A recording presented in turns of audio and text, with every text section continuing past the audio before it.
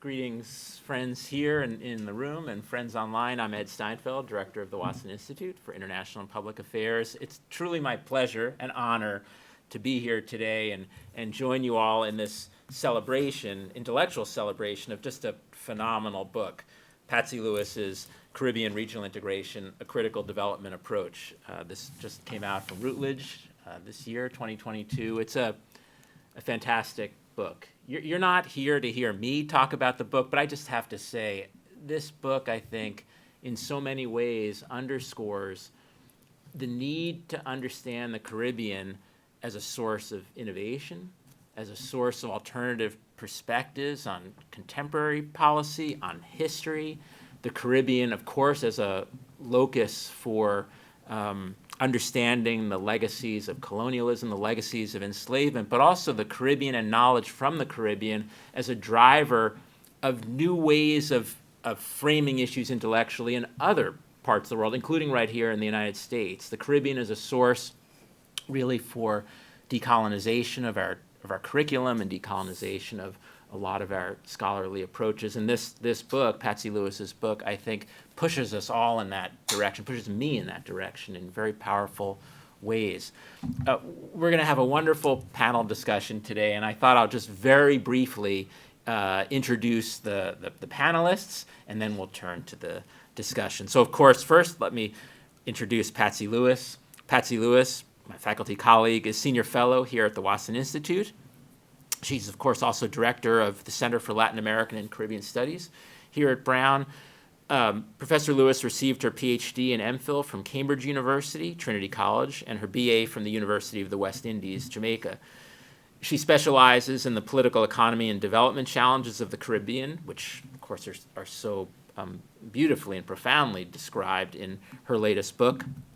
Her published work is focused on the Caribbean community and the organization of Eastern Caribbean states, in particular, the role of these regional integration arrangements in addressing the development challenges of Caribbean small states. Our first commentator today on the panel will be Professor Elisa Trotz. She's professor of Caribbean Studies at New College and the director of Women and Gender Studies at the University of Toronto.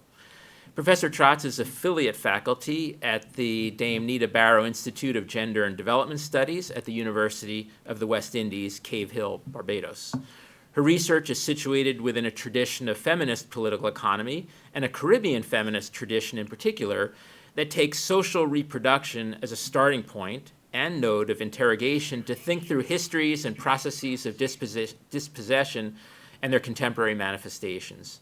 Her recent publications include The Point is to Change the World, Selected Writings of Andaye, 2020, which has just been published, or published recently, in Portuguese by Edition Funilaria in Brazil. Our second speaker on the panel, and sitting just to my left, is Professor Andy Knight, who's Professor of International Relations in the Political Science Department at the University of Alberta and past chair of the department. He's former director of the Institute of International Relations, IIR, at the University of the West Indies, Trinidad and Tobago, and co-founder and former head of the Diplomatic Academy of the Caribbean.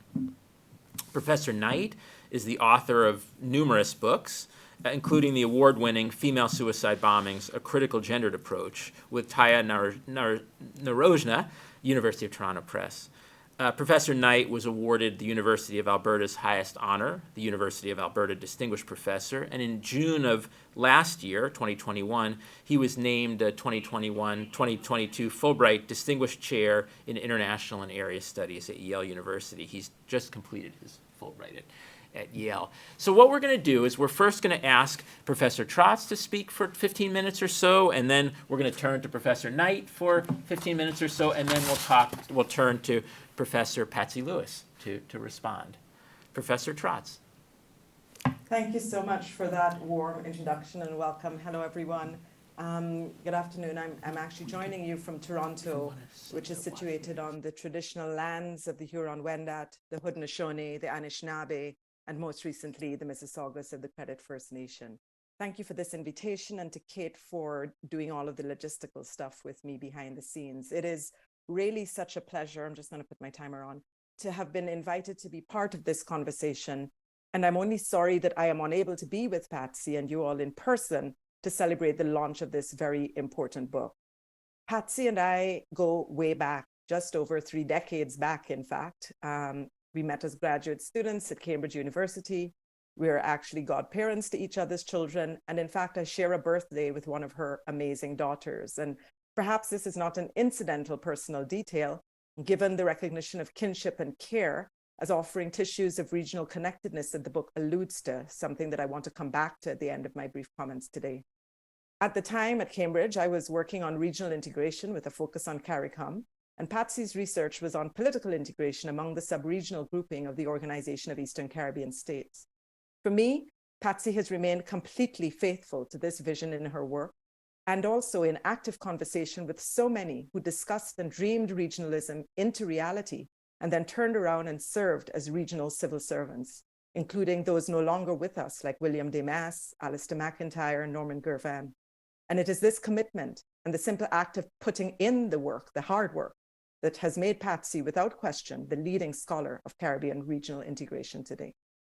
So thank you, Patsy, for this really thoughtful and thought-provoking contribution to the conversation on regional integration, and for reminding us to seek hope over despair, because frankly, there's just so much that is despairing and frustrating about the Caribbean at the moment. When I think of regionalism right now, I see paradox, outright contradiction even. And I want to open by identifying 2 that I think are really important and which also thread through the volume. The first is the gap between the hesitancy of the Caribbean political class and the everyday making of region through the movements of ordinary people, and for whom the Caribbean higgler or huckster is the emblematic example. And to be sure, there are tensions, especially among the more privileged classes, like the concern during the 1980s at how heavily indebted Guyana was to the CARICOM multilateral clearing facility, the rank dissatisfaction of the Jamaican private sector over trade imbalances with Trinidad. This is an ongoing concern.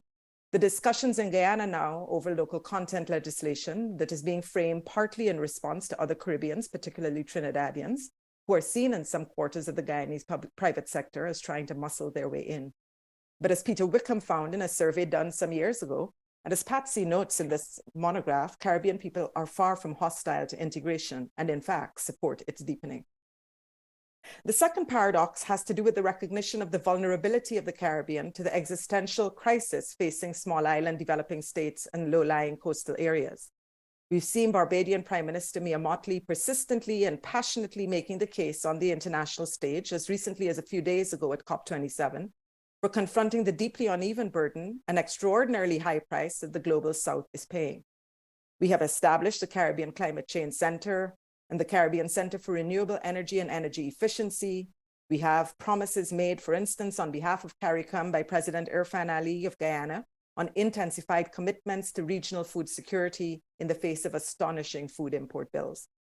But this, to me, fades in the face of a renewed and intensified emphasis on extractivism and the continued enclosure and commodification of our commons as a solution to the region's intractable debt woes, the very model of development that Patsy describes in the book as deeply unsustainable and destructive.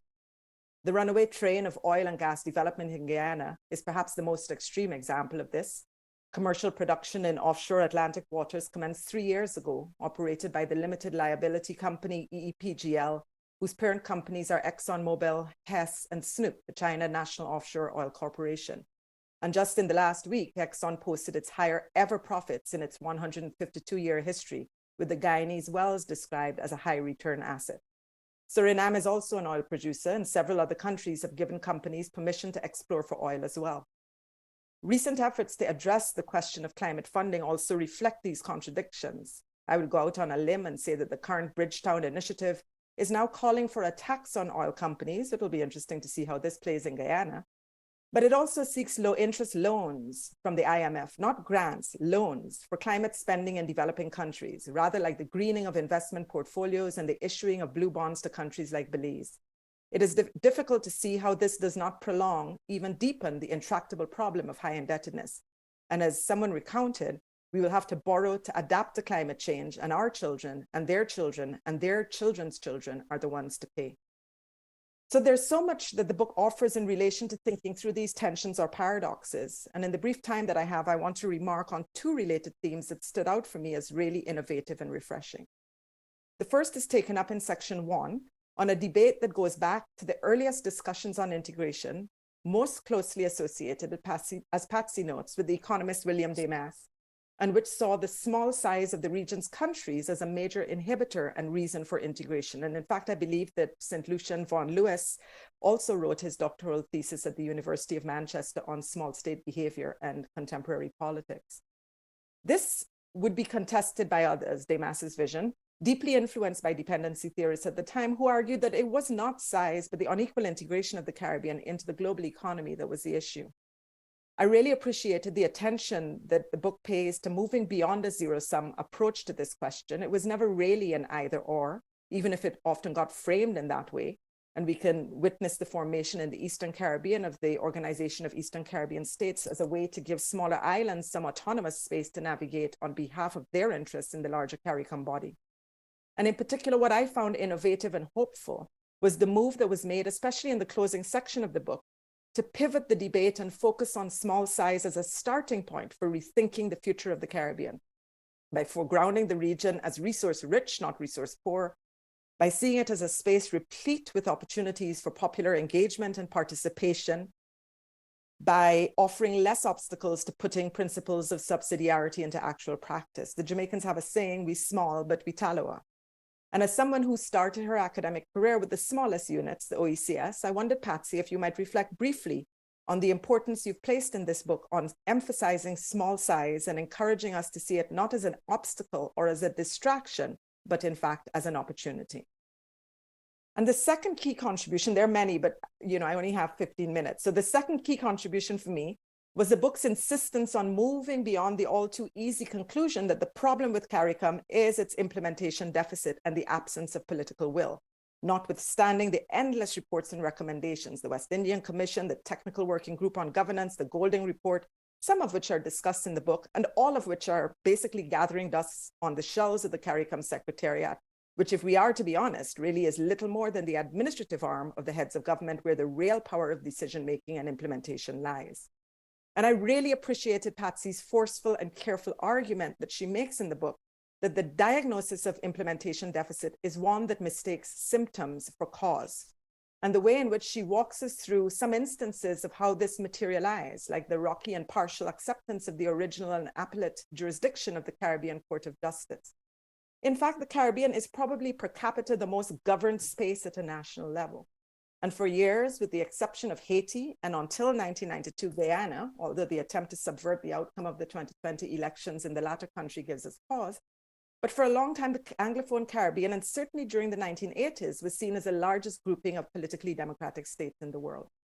The book foregrounds and raises deeply critical and necessary questions about the key role that Westminsterism plays in the inability to translate governance into a regional imperative. And you have to get the book and read it yourselves to fully appreciate the compelling case that is made here about our deeply entrenched authoritarian top-down and elite political arrangements, the effects of the winner-take-all approach and 5-year election cycles, even in the face of razor-thin majorities, the ways in which the narrow, partisan, and fundamentally exclusionary national space is reproduced at the regional level, and the absence, therefore, of meaningful avenues of engagement in decision-making regionally for opposition parties, for working people, for organizations and movements that represent formal and informal labor, LGBTQ communities, environmental advocates, small farmers, fishers, indigenous peoples, and more. And this despite repeated findings, as Patsy notes, that there is in fact support for a more politically integrated process among the people of the Caribbean. That disconnect, as Barbadian novelist George Lamming said, the donkey works, but the horse is the one that gets promoted. So that disconnect and its consequences go straight to the heart of the issue. And we saw this in the discussions and intra-Caribbean disagreements that played out over the CARIFORUM European Union negotiations that led to the EPA in 2008. I see Havelock Brewster on the call here, and I know that he was deeply involved in this. But these were disagreements that were, for the most part, and with the exception of Haiti, confined to highly elite academic and policymaking circles, as Norman Gervin has noted, even though there were negotiations that would have material and other serious ramifications for Caribbean people's everyday lives.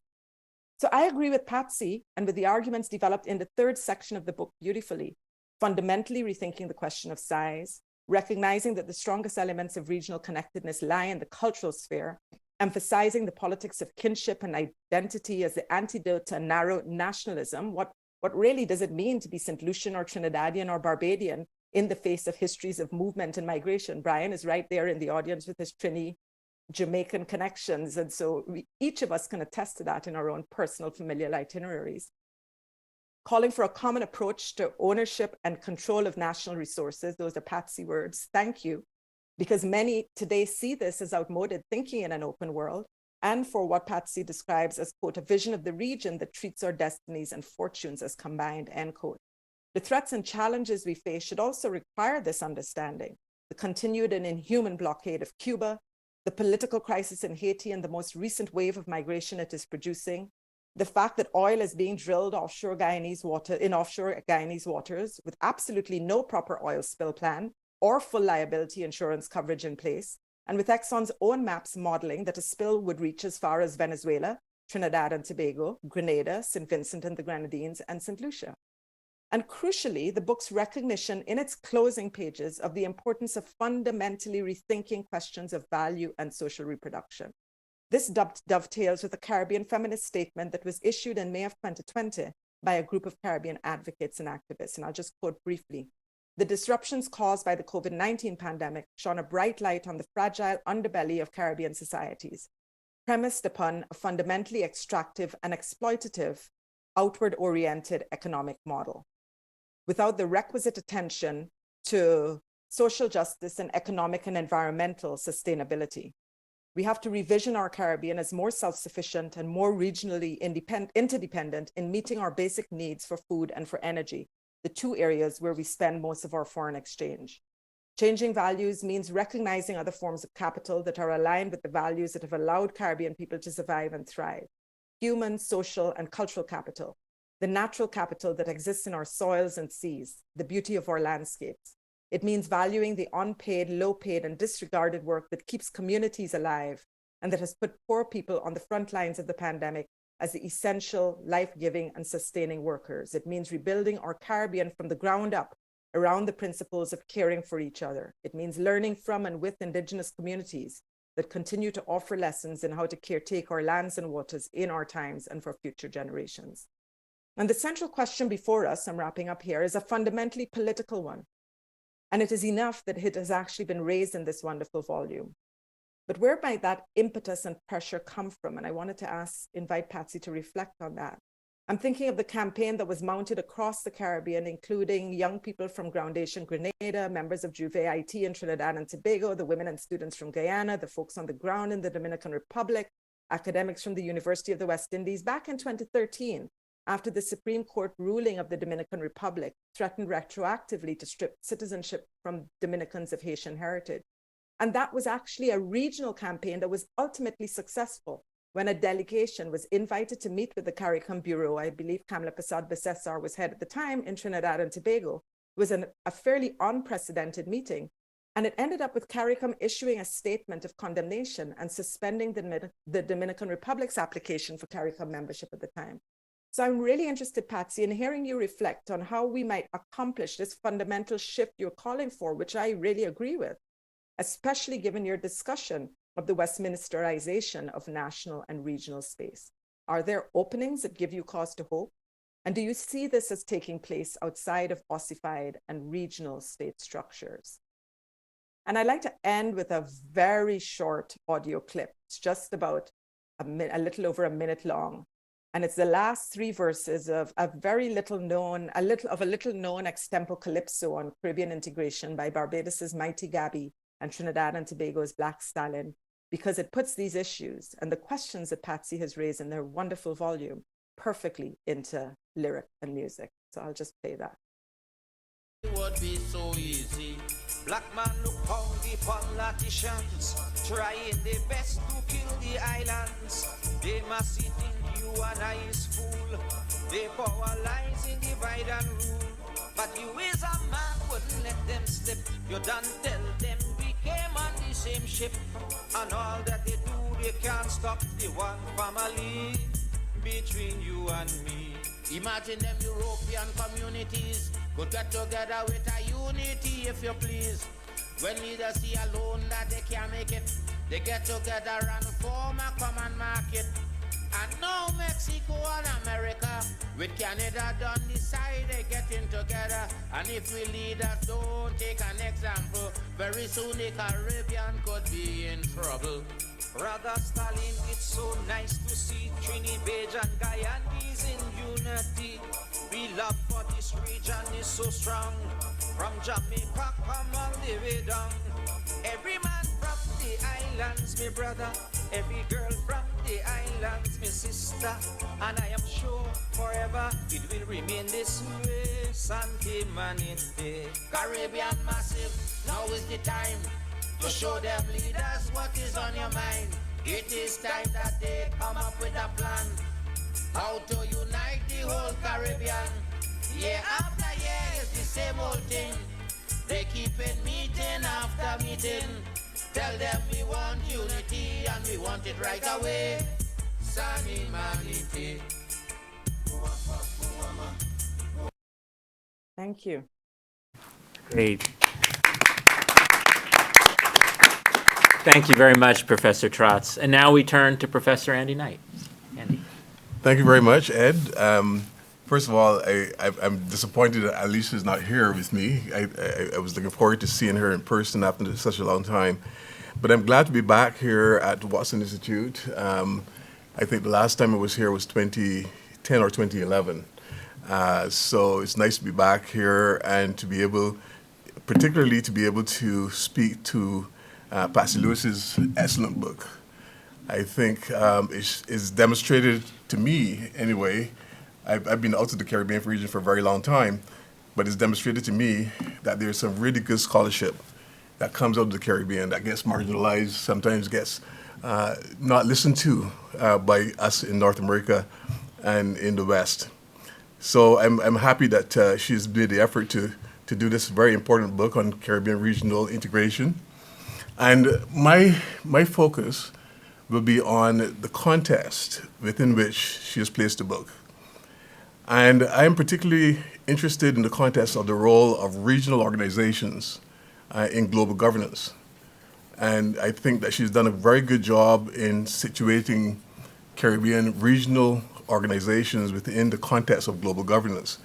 Regional organizations, of course, were conceived within the United Nations Charter as entities that would help to save or to share the burden of responsibility of governance at a global level, particularly in the area of peace and security.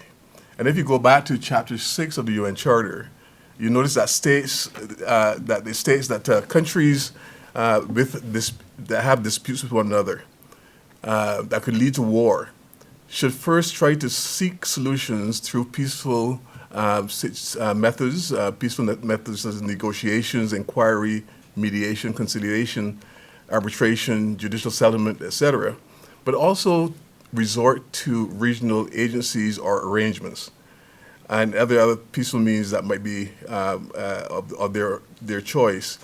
So regional agencies and arrangements were actually a very big part of what the United Nations system's alternative dispute resolution was all about.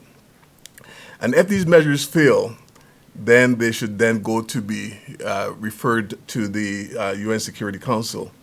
And sometimes we notice that whenever there are conflictual situations, they tend to be thrown at the UN Security Council first, rather than working through the problems at the regional level. So I think that's a very important contribution that she makes in this book. To me, I think this shows that the founders of the United Nations had in mind a subsidiarity approach to global governance, a subsidiarity principle for handling disputes at the international level. And in a subsidiarity principle, and I've written a lot about this in my own work, and I don't think you mentioned the word subsidiarity, Patsy, explicitly, but I think you do touch upon this notion that we should be giving people at the lowest level and a chance to deal with the problems that face them, rather than have these problems, rather than foisting upon them a certain set of solutions to their problems. And I think this book sort of shows the importance of doing that, working from the ground up, from the bottom up, from within civil society upwards. rather than from the top down. In a multipolar world that we live in today, the challenge for Caribbean states is that they're trying to integrate into the global capitalist economy. And when that happens, they become caught up with the fetishism of private capital accumulation to the detriment of most of the states and societal needs.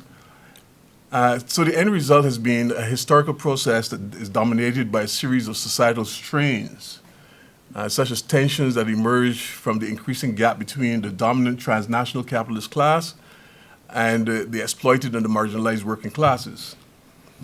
And these contradictions arise from attempts by politicians in many cases to maintain loyalty to the governed, while at the same time trying to give in to pressures from the transnational capitalist elites that try to impose certain solutions and policies on these states, these small states. And the trade-off that the national governments in the region of the Caribbean in particular make between industrialization and carbon-intensive consumption and the manifest vulnerabilities that stem from the catastrophic effects of climate change, which I think Patsy deals very well with in the book, and the socioeconomic political instability that results from overaccumulation and cyclical crises that Sprague has talked about in his book in 2019. All these points to the fact that Caribbean states have found out that being integrated in the global capitalist system is not necessarily the best approach for any sort of region to develop. And we need to sort of rethink the process of development as a result.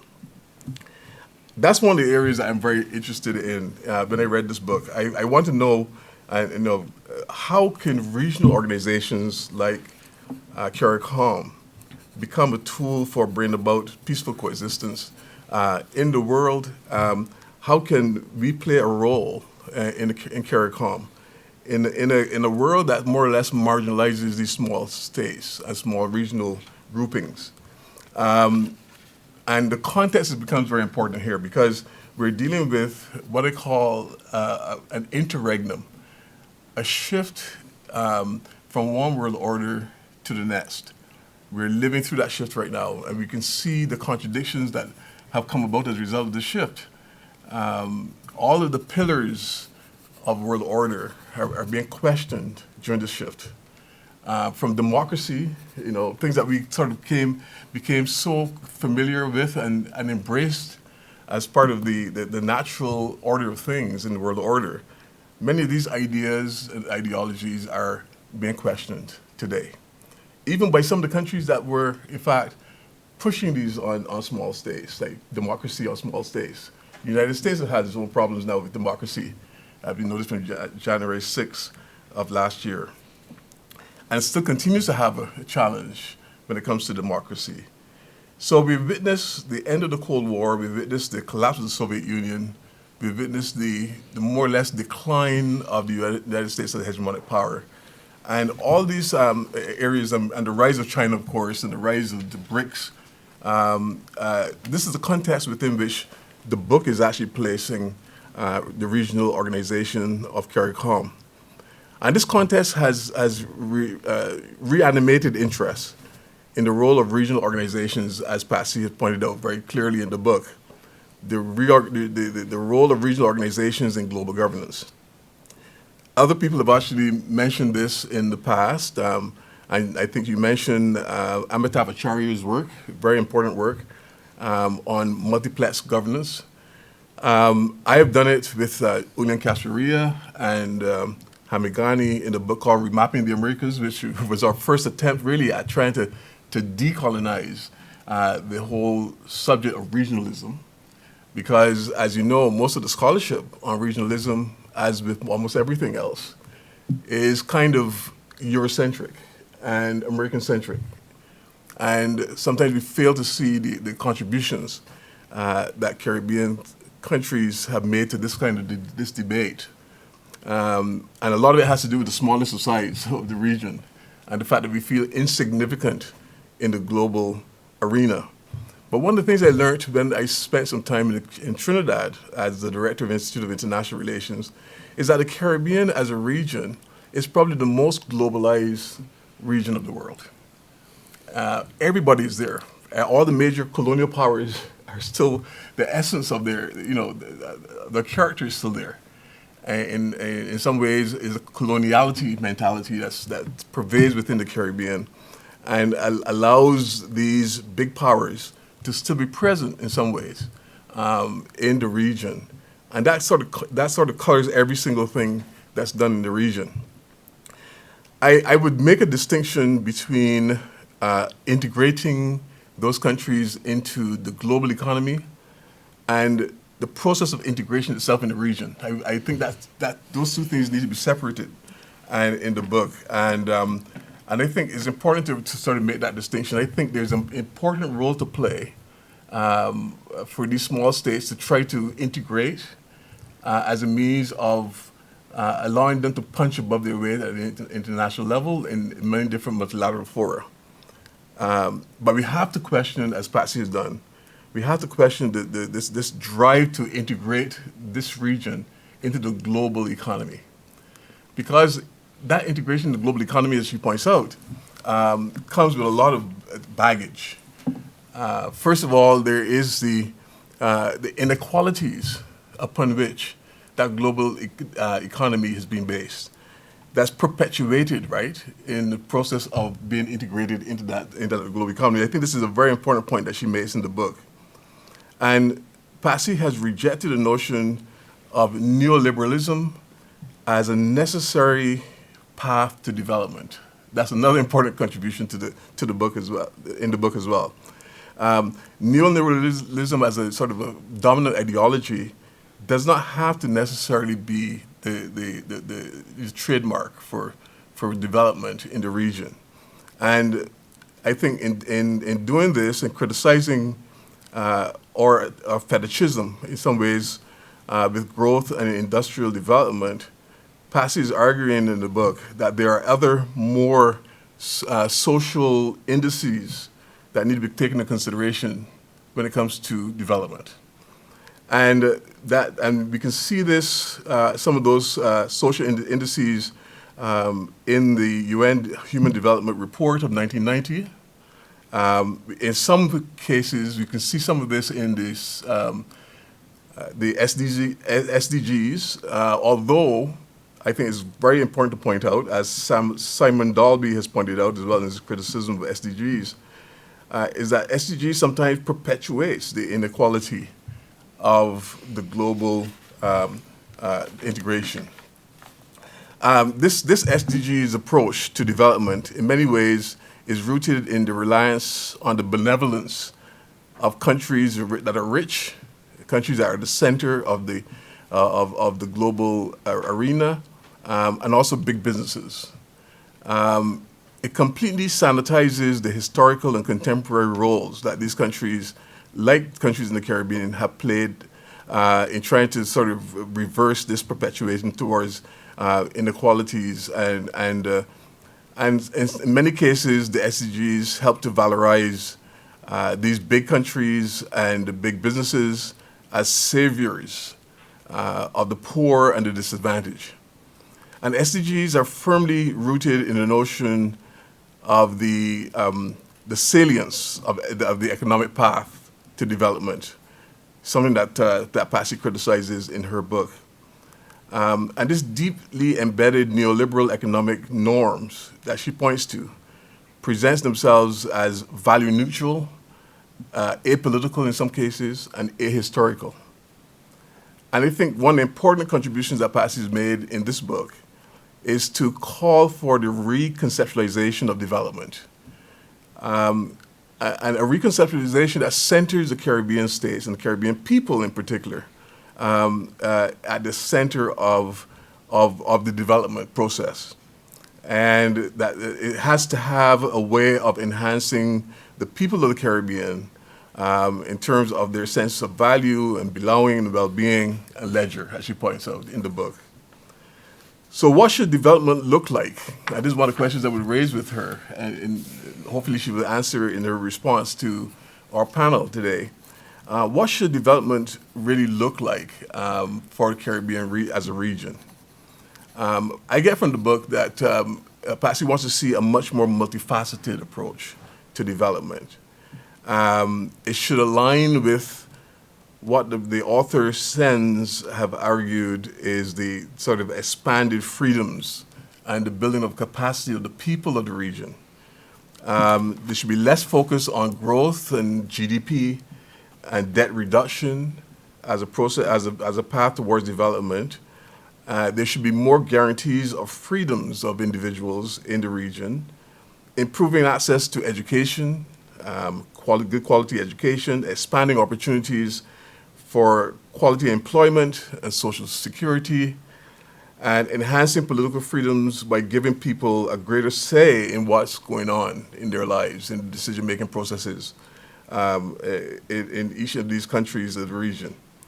And she mentions as well, I think, the access to leisure and the ownership of place and space, something that I think in Barbados, I know that the Barbadian people push for.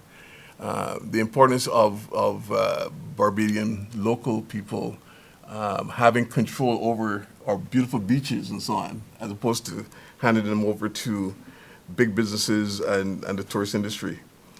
So this need to reposition regionalism is a very essential part of the book, and I think a key driver of the region.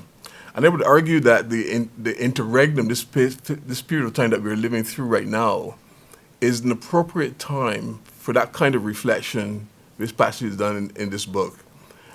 It presents us with the opportunity to reconceptualize things like regionalism, what does that really mean? To reconceptualize Caribbean regional integration, and to envision a different type of regionalism, a different type of regional integration process, an opportunity to reflect and to think about the ways in which the world order is changing and the role that the Caribbean countries play in that changing world.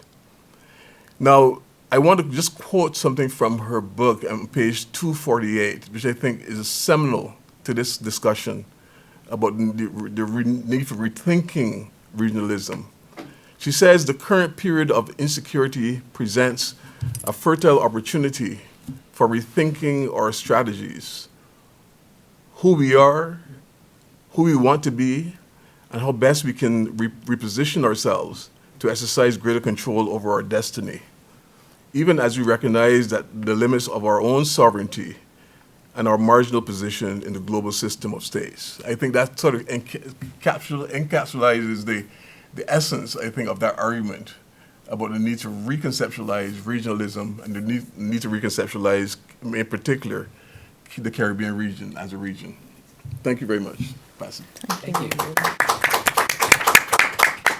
Thank you, Professor Knight. And now we turn to a response from Professor Patsy Lewis. Patsy.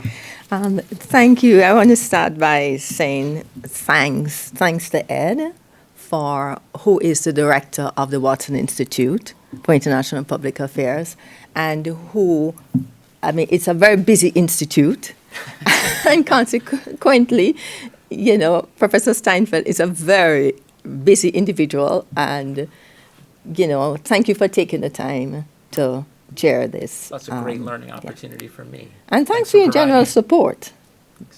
Thanks, appreciate it. And of course I want to thank Andy, who is here, who has traveled from one of the furthest places in North America with lots of stops to get here, but which is also in the minus 20s degrees, so maybe it's worth it to walk outside. Yeah. So thank you very much for coming. And thank you, Alyssa. Of course, we miss you being here, but you're invited to come, not just for work, but, to come and chill. But thank you so much to both of you for taking the time to read my very dense book. It's actually very dense. I had to read it over, and, I've forgotten most of the things that I've written. So I really appreciate the two of you really spending the time to try, to come to terms with the ideas and to present what I think are the essential elements of the book. So I'm really grateful for that. Alyssa mentioned some of the people I'm indebted to, the thinkers. And there, it's not a complete list, but I have quite a list in my acknowledgements, and I'm not going to repeat. But chief, among those are, of course, my family, my 2 daughters and my husband and colleague. And the book is dedicated to my nephew, who died way too young at 32, and who, as someone who was working in the Ministry of Trade in Grenada, became far more well known in the region than I could ever hope to be. And it tells you that, you don't have to live a long life to make an impact. And so he is now my inspiration, as I'm sure I was once his.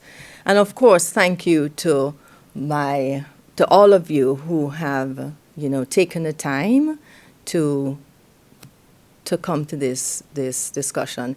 And I'm not taking your presence for granted, either in the room or online, because, there are 1,000,001 competing things going on. I appreciate the people who reached out and apologized for not being here. And this will be taped, and so it will be available for you. So I just want to say thanks. I had some notes here, but I'll go straight to the questions. I'll start with Alyssa. And Alyssa, you can correct me. The first question was for me to reflect on size, not as a distraction or obstacle, but as a positive feature. As I have gone through, I think, different, a change in the way I have seen size. Size is a very complex concept. It suggests cohesion, it suggests community, it suggests family, it suggests, lots that's positive. But for those of you who have ever lived in a small neighborhood or come from a small island, you realize that it can be a deeply problematic space as well, a space that is rife with conflict, right? Just think about families. We don't have to go further than families, But so there's always this tension between size as stifling, but size as reinforcing. And for me, as a Grenadian, as a young Grenadian growing up, size was also something that was very embarrassing, because we were always seen in relation to Trinidad. That's where the close, and Trinidad is small, but they don't think so. But Trinidad, we used to feel looked down upon because of the Prime Minister at the time and his international profile, which, he was touting that the UN should look into UFOs, and he was seen as crazy. He would not be seen so crazy today. It's really interesting how these things can change. But anyway, the revolution, and I have to go back to the Grenadian Revolution between 1979 and 1983. It had a profound effect on me because I was a teenager. That's when I came of age. And what that did was to flip the whole sense of what it meant to be small, and to introduce the notion of dignity into size. And it came out in particular with our relations with the US, which was used to just laying down the law and saying who you should have relations with. Cuba is out of bounds. And we're not offering you anything, but we are telling you who you must not have relations with. And I remember a speech where Morris Bishop said, "We are in nobody's backyard." And we, the idea that we're a small people, but we're proud. And it's hard to say how self-affirming that was. So, of course, the revolution, again, coming back to the concept of conflict, and with a little nudge from our friends in the North, imploded in spectacular fashion. And then I shifted my whole attention to the international system. The international system is supposed to protect states. Why did that not happen? And how is it that our regional organizations were either complicit, as in the case of the Organization of Eastern Caribbean States, which was not even properly registered with the United Nations. And that's the negative part of the international regional organizations being arbiters of peace, because they can be tools as well. And so on the one hand, you have the OECS as a vehicle to the US to intervene. And then you had CARICOM, and the majority of CARICOM, a significant portion of CARICOM, not supporting intervention, but unable to stop it. So a lot of that's where my whole interest with science came. And then it shifted to looking at the WTO community effect and how that upended the economy of some of those countries in the Eastern Caribbean I was looking at. And so that got me to think about what the regional space could look like. And it started from the perspective of lack, that we don't have resources. We have narrow resource basis, which is true, you know. We're primarily either tourism heavy or agriculture, raw material, and, you know, for the most part, some of us have minerals. But more recently, you're confronted, and Guyana, I think, is just staring us in the face.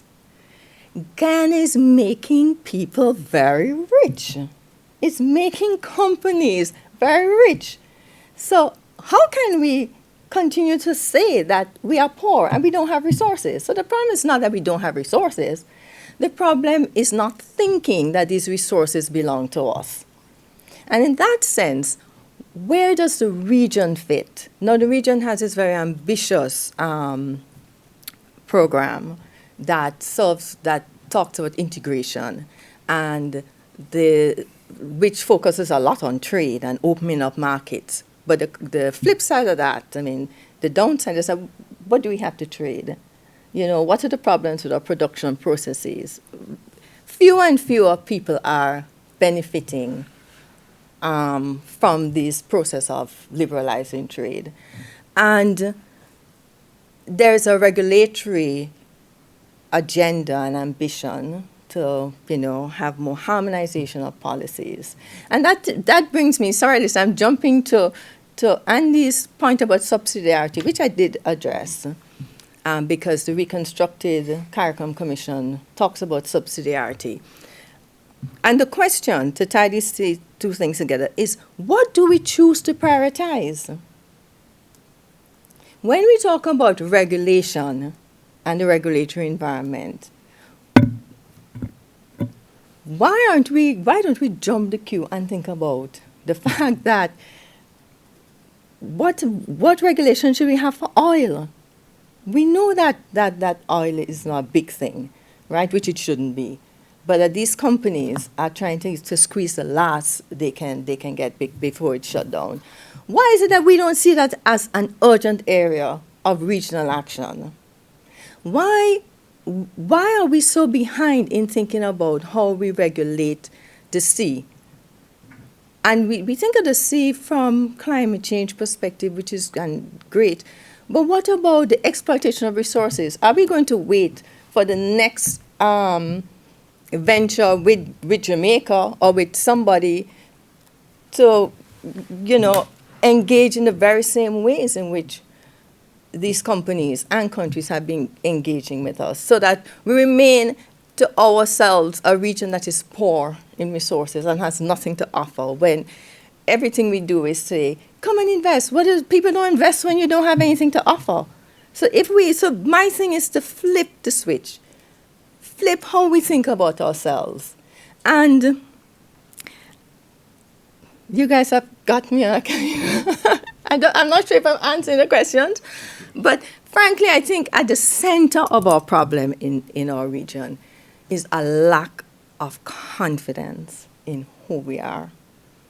And if our leaders, our technocrats, don't see value in themselves, how are they going to see value in the farmer, in the laborer? How are they going to see value in women? And I think that's where the problem is. And that question of how we rethink development, I don't want to prescribe what that development should look like. So I'm just, just making some bare sketches as to what might be possible.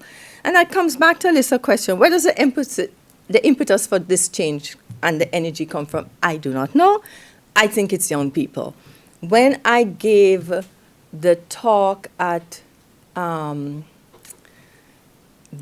St. Augustine, which framed the last chapter, and if you notice, the last chapter was very much directed in a personal way. Yes, the majority of the audience were young people, and it was clear that they were relating to what I was saying. There was another discussion in Jamaica where it's really interesting that young people want to change the world. They don't want to be in a world where they're seen as helpless, where they're just there to help some regional private sector person in Trinidad become more competitive. They value their lives. They want more out of their lives than that. And we need to have a conversation where we bring these people, center them. They are, given the high levels of unemployment that characterize much of the Caribbean, we have some of the most people who are at the most energetic, creative phases of their lives, marginalized from the economies. If we think about it like that, then we see that we have a serious problem. How can we accept the high levels of unemployment that we do in the Eastern Caribbean? You have basically relegated your young people to being unimportant. So I just think that there is so much that we can do. And I'm hoping, I shouldn't say nobody reads. I don't know that anybody's going to pick up my book and read it. Or if they do, it would be inspiring. But I think these conversations need to happen.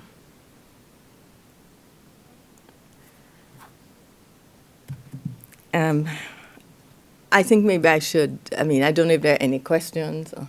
Great. Thank you.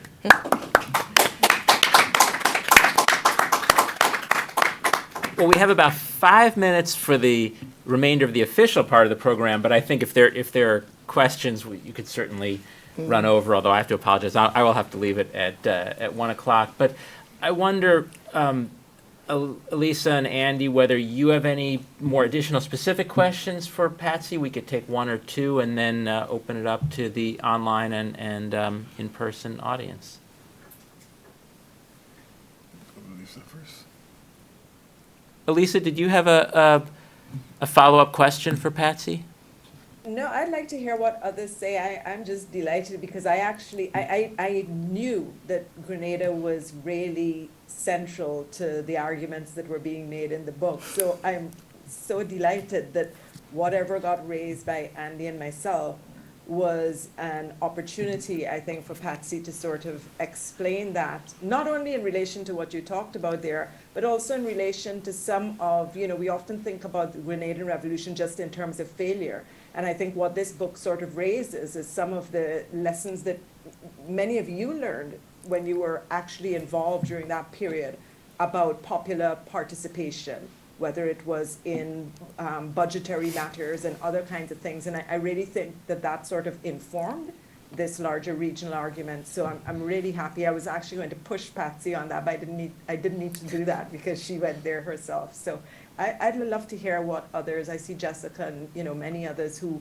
continue to work on regionalism on the call as well. So I'd love to give the space over to others. Super, thank you. If you wanted to. Oh, and there goes Jessica, perfect. Okay, do I see a hand? Why don't I read Jessica's question? I think that's probably the easiest. So there are a number of questions. Let me read a common question. So small size and Caribbean migration go hand in hand, and migration has been a shaper of Caribbean development and developmental challenges. Regional integration has fueled intra-Caribbean migration with both encouraging results for further integration, and also it has led to pushback from some communities and more tensions. What role for migration in regionalism? What is the role for migration in regionalism in your view, Patsy? And also, what's the role of the huge Caribbean diaspora in Caribbean regionalism? How can its role be enhanced? Thank you. Those are very important questions. Thank you for asking them, Jessica. I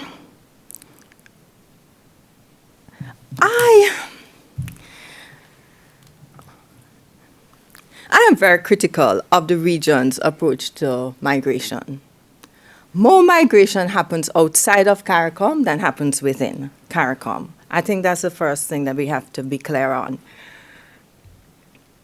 CARICOM's approach to migration is very limiting and it's very alienating because it starts with valuing, it started with valuing people who had tertiary education.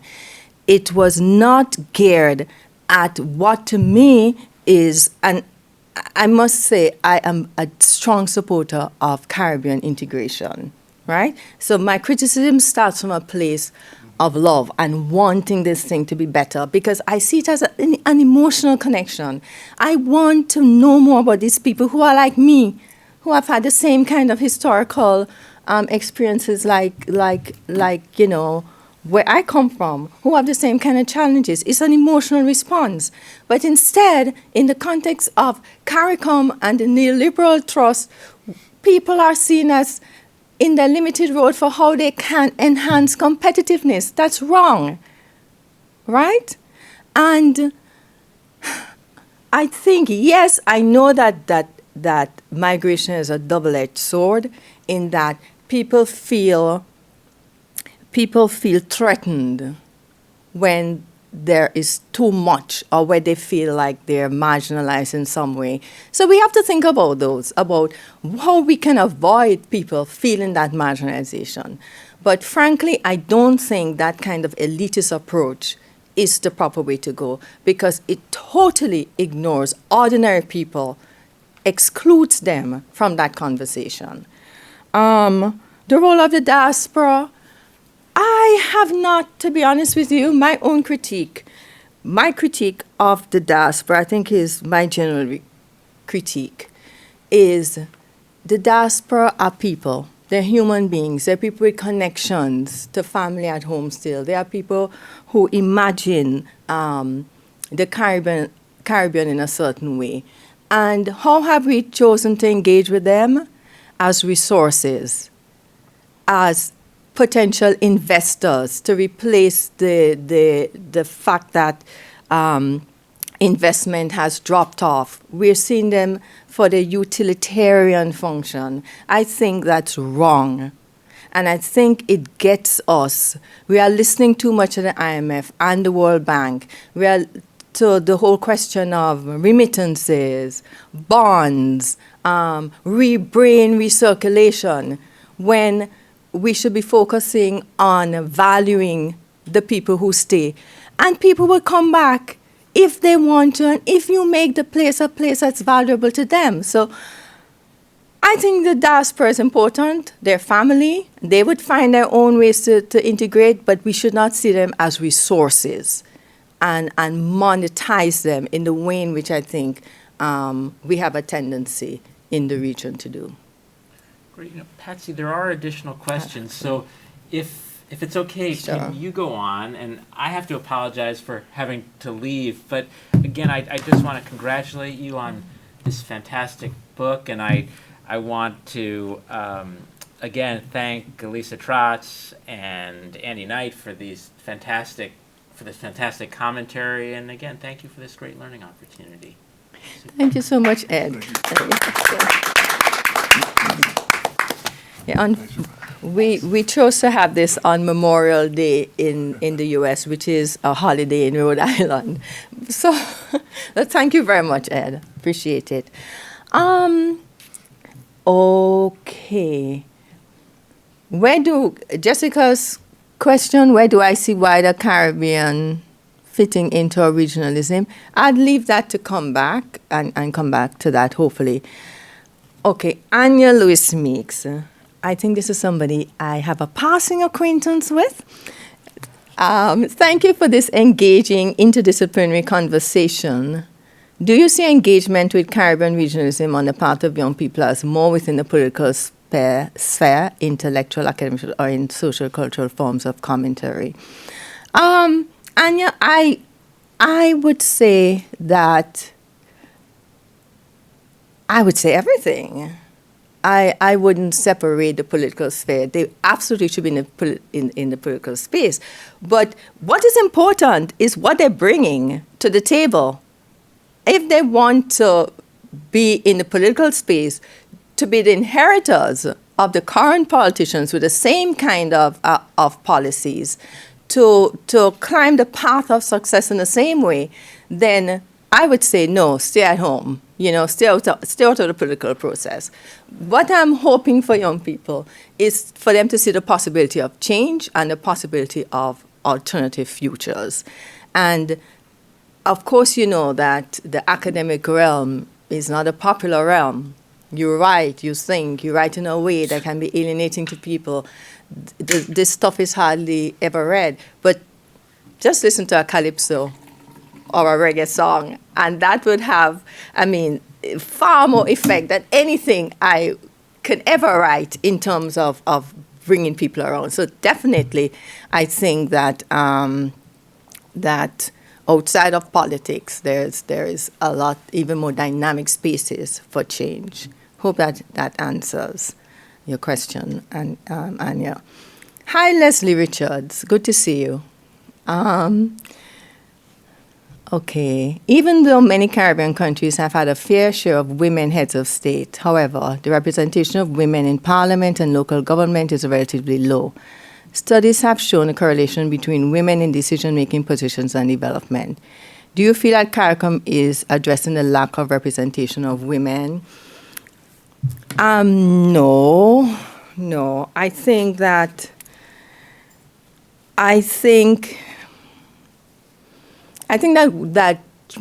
gender is not sufficiently at the center of what CARICOM does. And I know, and I want to be fair, I know that CARICOM has initiatives where they give, like CARICOM medals to outstanding women. So and the region generally does not fare that terribly in terms of women in the bureaucracy and at certain levels of politics.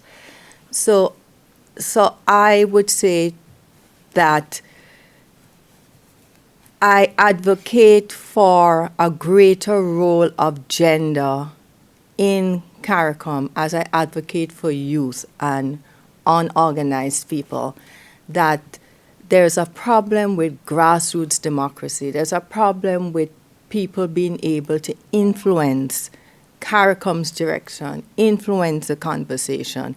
But I'm not even sure that they're necessarily particularly successful at the national level either. But I definitely think that there's more to do as a region in getting the forefront of at the issues that are central to women. And I just want to flag, we have an edited collection on CARICOM, which we hopefully will have a discussion around maybe in the spring. And Halima Deshang has a chapter in it where she talks about CARICOM creating model laws to look at domestic violence. So which is why I don't want to say that CARICOM is playing no role. But I just think that for the most part, if you look at regional integration, it's very much a male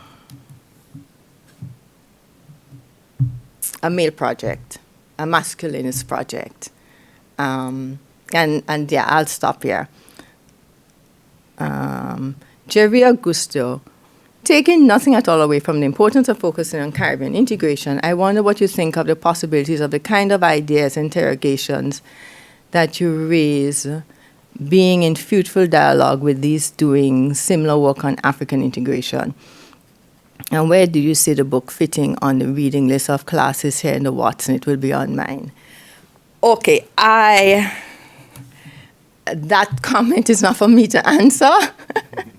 I would hesitate to put the entire book on any student's reading list. I would probably select a chapter or so because, I mean, to at least get them to read it rather than being ambitious to have the whole book.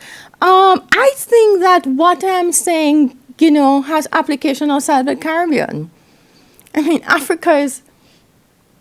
It's interesting that the countries in the world that are still very casually, and if you look at some of the comments on Twitter about election fraud, and people here are still talking about third world countries, throwaway third world countries, and the most thrown away region is Africa, where nothing happens. Yet Africa is still being carved up. Its riches are still being used. There's a reason why Europe is in Africa. There's a reason why the US. There's a reason why China is going, because the same considerations apply multifold in Africa. And I mean, this conversation has to be a global conversation, right? It's not just a conversation for the Caribbean. I'm looking at the Caribbean and saying that it should start. But these conversations are starting to happen. But I don't know the extent to which, I don't think that we are centered in that conversation. I don't think that, I can't speak for Africa, but I'd be surprised that if it's that vastly different. I think that we don't think that we have a voice or legitimacy to be part of those conversations. And at some point we have to say the buck stops here. Not one more contract that enriches somebody else but leaves the majority of our people impoverished. And so Jerry, definitely these questions are very important beyond the Caribbean. But in the book, I caution that we should not assume that a regional organization is going to bring deliverance. Because if you don't have a direction about what you want, it can deliver you to the very people that you should be avoiding. And I look at our relationship with the European Union in that way because, we can very well move in a direction that is away from where we should be going as, on that kind of regional train. So we have to think about, it's not the region itself, but what the region stands for and what it allows us to do. Hi Clarence Henry, Dr. Clarence Henry. Good to see you here. Thanks for your academic leadership in this field. At a time when we need more integration than less, do you believe that we have significant risks to the integration project? Yes, Clarence, we do. And if you look at Jamaica's response, well, I shouldn't equate Jamaica with the Golden Report, but since the government was behind most of the findings of the report, which is basically for most of you who haven't read the book, this was a report that was a committee that was put together by the Golden, oh gosh, how can I forget?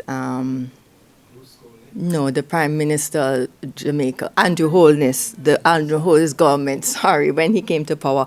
But Bruce Golden was the chairman of the committee, so I call it the Golden Report for short, which basically criticizes CARICOM for not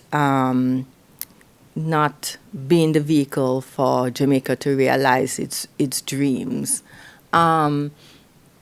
So there's a lot of tension, especially around trade and who benefits, that I think are problematic.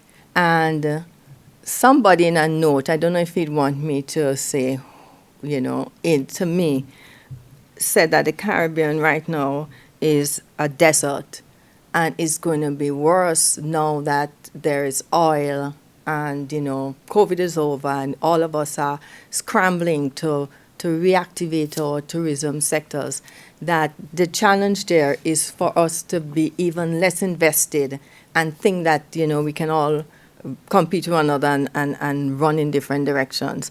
So I definitely think that we're in danger. I think that, Clarence, one of my chapters is about the post-Lomé agreement, the post-CPA agreement we have with the EU.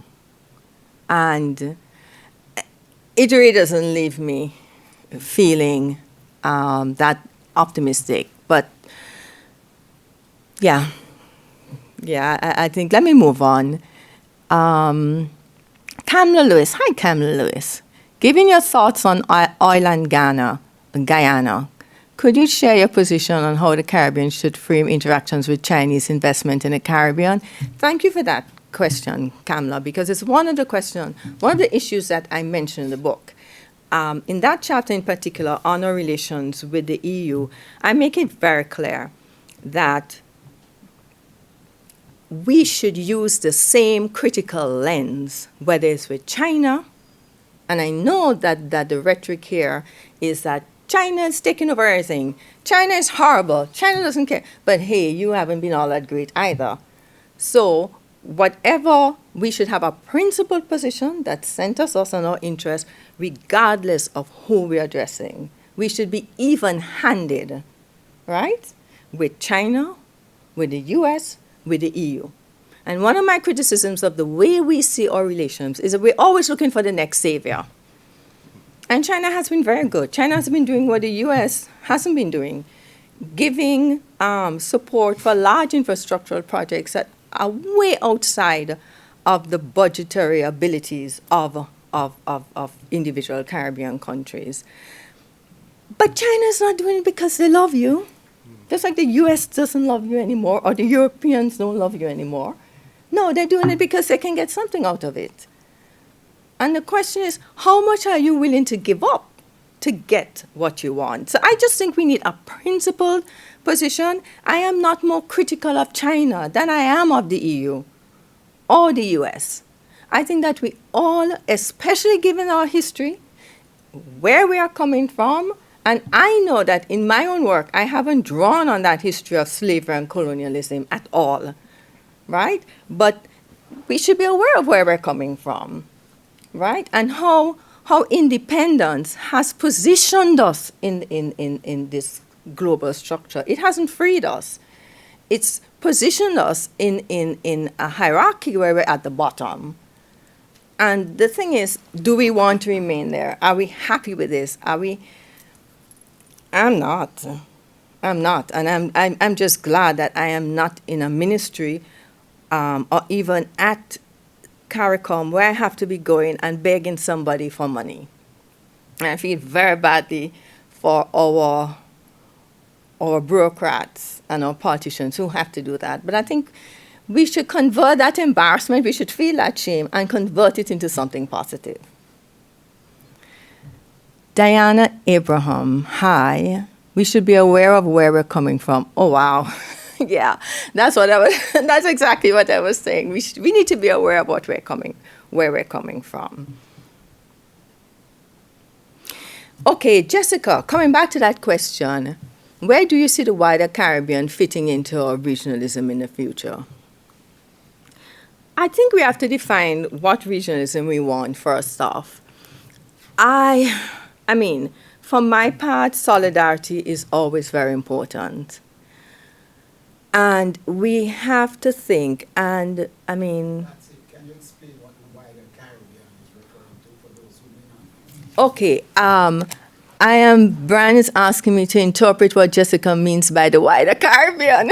And, as I was attempting to answer it, I was like, okay, does Jessica have the same concept as the wider Caribbean? I'm assuming that I know what that means, but I'm assuming that's Cuba, the DR, and Haiti at minimum. I mean, Haiti's already part of CARICOM-ish, partish, because it is not, implementing the CSME. The DR wants to be part of CARICOM. Cuba has wanted to have close relations. My problem with all of this is that it's still very centered on trade. And Haiti is different. Haiti is interesting because because it is so out of balance in terms of its population with the rest of CARICOM, it kind of presents the region with a problem. How to integrate CARICOM, Haiti into CARICOM without massive disruptions, and which I think is one of the reasons why it has taken so long. But Haiti is hugely important, and to me, Haiti, and I haven't reflected a lot on Haiti, so this, I'm just reflecting. Haiti gives us pause. It really forces us to think about what this region means to us, because Haiti is hugely important at an emotional level. How can you not have Haiti as part of that Caribbean that we want to create? But then, how do you engage with Haiti in a way that doesn't talk about markets and, or movement in a way that's problematic? How do you find a way to redefine integration that would make Haiti a matter and fit more as an integral part? The DR, frankly, most of the interest in the DR is trade. There is not the same emotional connection to integrate that has driven CARICOM, even though Jamaica pretends that visceral, familial thing, there are some people who deny it's there. But that has never really, and somebody, I'd be happy to be corrected, but I'm not aware of kinship being a central part of why the DR would want to be with us. And frankly, it has been around markets. And it also more recently has been driven by the EU's need to have a seamless market across the region with the DR at the center. So I would say Cuba, I think part of the problem I have with Cuba is that Cuba is always giving, and we have never really found a way to reciprocate. And part of that is that we are pursuing very different models of state organization, where at least the Cuban state still is able to mobilize resources for purposes of solidarity in a way in which we can't. But I always am very uncomfortable with unequal relations. And whether that is happening at a personal level, at the national level, at the global level, I think we should always be wary and be suspicious and critical of ourselves when we only know how to receive and we can't think about how to give. And I think that there's a lot more support we can give to Cuba that, we should think more about, and not just at the political level in relation to solidarity, and the Caribbean has played a very important role in legitimizing Cuba and in standing up to the U.S. and not following its favored relationship for us and Cuba. But I think that there's more that we can do, especially when hurricanes, economic crises, and so on, because it has been an important part of the Caribbean. So I don't know if you guys. I don't have an extra question, but I just have a comment to make, and it has to do with the fact that you are in some ways a product of where you grew up. There's a saying, how you stand on issues depends very much on where you sit. And in some ways, I see that the authenticity of the arguments because of the fact that you are from that region, and especially from the very small of the small states in the region. So I just want to comment on that. But also, finally, I think you really hit upon an issue that has been discussed in the region for some time now, particularly since 1989, 1990. with the end of the Cold War, we started to see a shift in world order itself.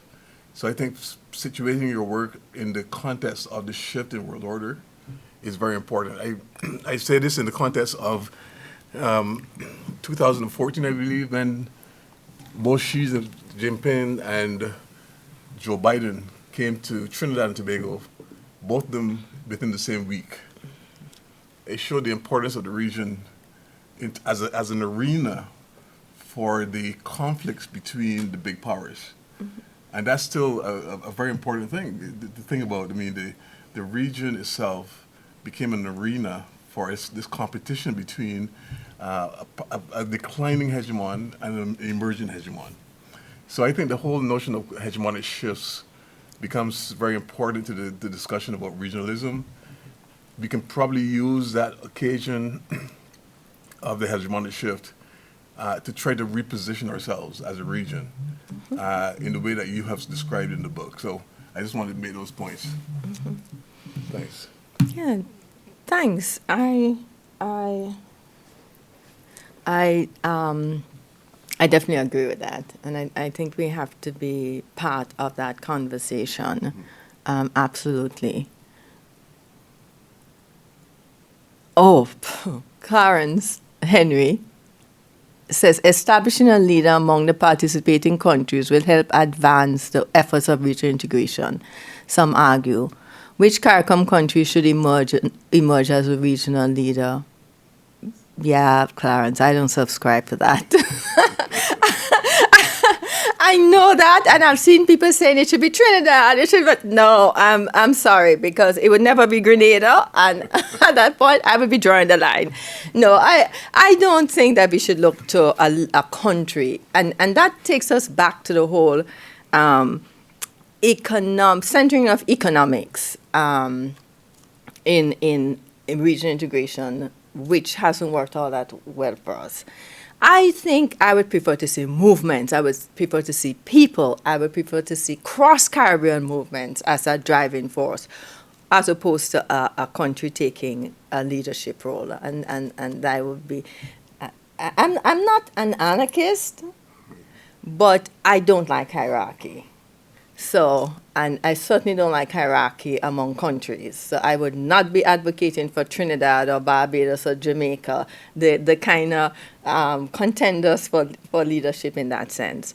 But I think it would great to be if it were, something that is more broadly based and is pushed by people.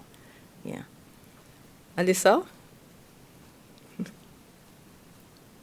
No, it's been really interesting to hear everyone sort of speak, and I don't have, any final thoughts other than to say I do think the question of migration, because that is what knits the region together, and I completely agree, as you know, Patsy, I've written on the CARICOM, the regional approach to the diaspora question and how deeply instrumentalized and problematic it is, driven by this emphasis on remittances and a panic about declining foreign direct investment in the Caribbean. But I think that last point you made is really, that really sums it up in terms of, the limits of the Westminster model, that colonial legacy, the way in which it infects national space, the way in which it inhibits the regional integration project, so that everything that we think about, we have to think about through that lens. So even thinking about the question of gender within the CARICOM space, right? There is just one female prime minister right now, and having a woman in office doesn't necessarily mean that your politics or the values necessarily shift, for example. Yeah. But also when we look at women elected into parliament across the Caribbean, we're not doing so badly in some of the countries like Guyana and others, but precisely because of the Westminster legacy of political tribalism, women parliamentarians have very, very little navigating space to advocate across party lines on gender issues, even on a question like domestic violence and gender-based violence, as was recently seen in the Guyanese case where the High Commissioner to India verbally abused an Indian woman in the most horrific way a few weeks ago, and it was only after pressure that he was forced to stand down, but with absolutely no outcry from the women parliamentarians on the government side. And you could say the same when the opposition was in power. So I think everything sort of comes back to that particular sort of dilemma. And so therefore the answer, my response to Dr. Henry would be the answer can never be left to at the level of the political class or political elites. But that will only happen, and I guess that's where I was pushing you in relation to the last question, Patsy, is the how question. You know, where are the actual movements across the Caribbean that really can develop that sense of critical regional literacy, that can really sort of mobilize, that can force leaders to the table, that can widen the kind of democratic space. And by democratic, I don't mean elections. I mean a deeply meaningful participatory space that could advance precisely the kind of alternative value system that you've been so passionately advocating for in this book. And those are my final remarks, but this has been really wonderful. Thank you so much. Thank you so much, Alyssa. There's one question, and I think that would be the last, and then we'll wrap up. Hi, Shadon Kettle, who came late and apologizes, but is asking how is the influence of China affecting Caribbean regionalism? And recent events, the royal visit, passing of Queen Elizabeth II, to what extent have these impacted the Caribbean bloc strategy or strategies? I don't know they have. We don't have a regional approach to addressing China. And we can see it in the fact that we still have a number of countries in the region who have diplomatic relations with Taiwan and not with China. And you may have missed this, Shadona, but I'm saying that Caribbean regionalism should be the forum for developing a principled platform for engaging with everybody, China, the US, EU, anybody who engages with the region economically. But that hasn't been on the agenda, unfortunately. The royal visit, passing of Queen Elizabeth, I don't know that the Caribbean has a strategy. And one of the articles I have in this book looks at the questions of constitutional reform across the region, where every constitution, of course, gifted to us by the British largely, have similar features, including the Queen as the head of state. And I don't know of any country that really wants to keep the Queen as the head of state. And there are other things, you know, the oversized role of the Prime Minister, for example, the marginalization of the opposition once, you know, a government is in power.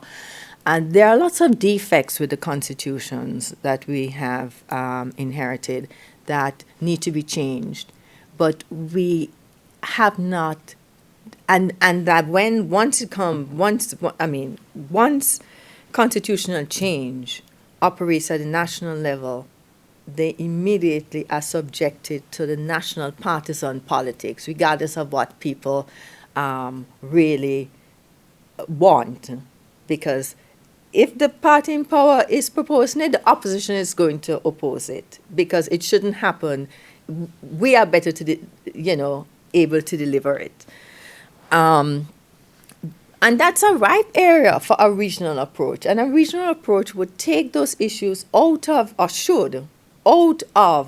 the narrow politicized domestic space. And it hasn't happened. So, no, as far as I know, there is no regional strategy to address things like, you know, constitutional change and removing the Queen as head of state.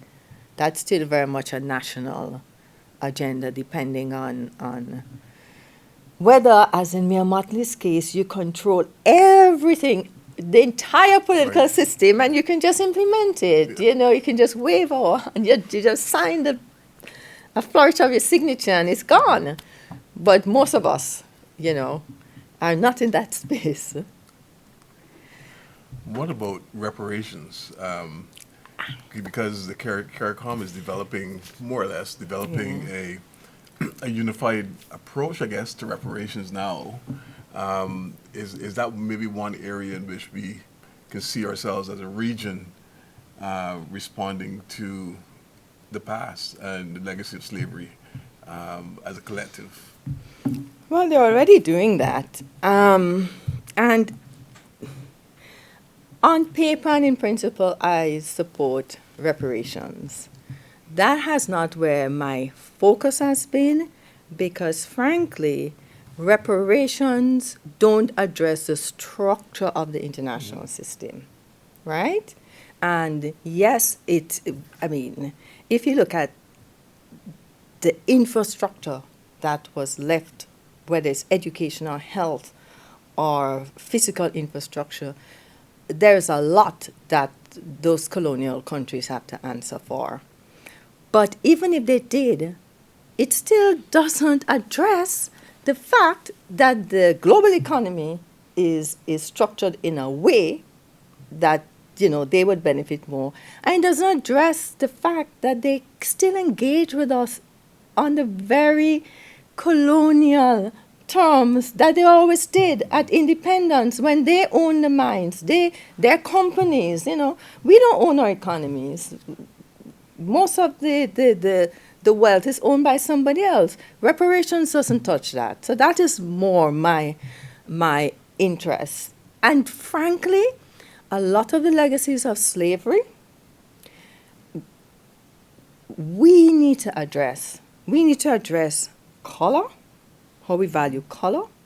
We need to address hair, the fact that you still have people who think it's their right to tell students what hairstyle they must have, to tell employees how they must do their hair, who think that decent hair is straightened hair, and that dreadlocks is problematic, or plaits or twists. We have some serious legacies of colonialism that reparations have a very limited role to play, and I want to see that on the agenda as well. So I am not knocking reparations, but it's not my focus. And I think I have to be clear on what I'm focusing on, and it's not that. I'm not saying it's illegitimate. I'm not saying that. But it does not address the structures. We cannot continue to accept the unequal global structures that we are part of. We cannot pretend that we are in partnership with people who are the ones who are giving us money and who are deciding what they want from our economies. These are not our partners. Let's cut away, that language that hides the uneven neo-colonial quality of these relationships. We're too polite. We're way too polite. And in being polite, we are actually buying into, we are believing that we are partners with people, who are not, who are in a hierarchical, problematic relationship with us. So I think on that note, yeah.